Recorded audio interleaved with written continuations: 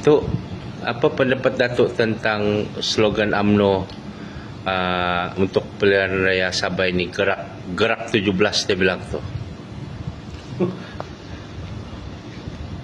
Ini gerak yang dilancarkan oleh UMNO ini.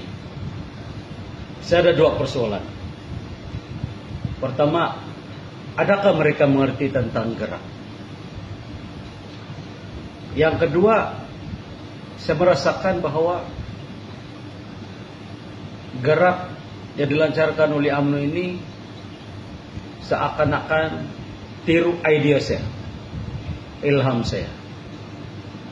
Kalau saya tidak silap lah, pada tahun 2020 ataupun 2021, nanti kamu cek saya punya Facebook lah, saya pernah buat satu caption di Facebook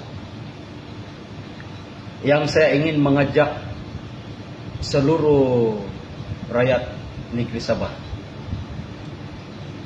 untuk bergerak dalam satu haluan.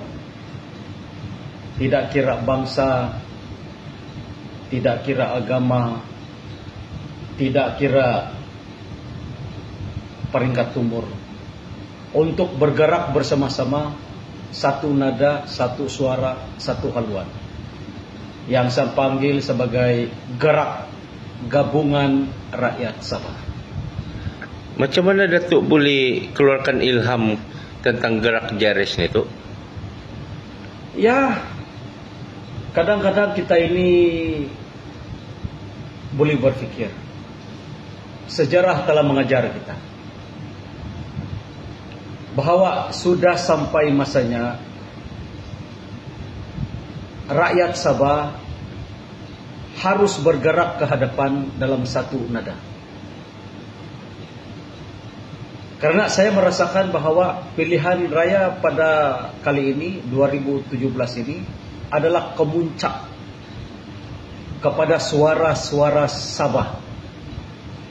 Yang saya katakan tadi, peringkat umur, agama dan bangsa harus disatukan dalam satu suara. Jadi kira UMNO ni meniru lain itu?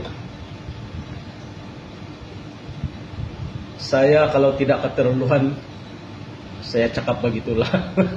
Mereka tirulah idea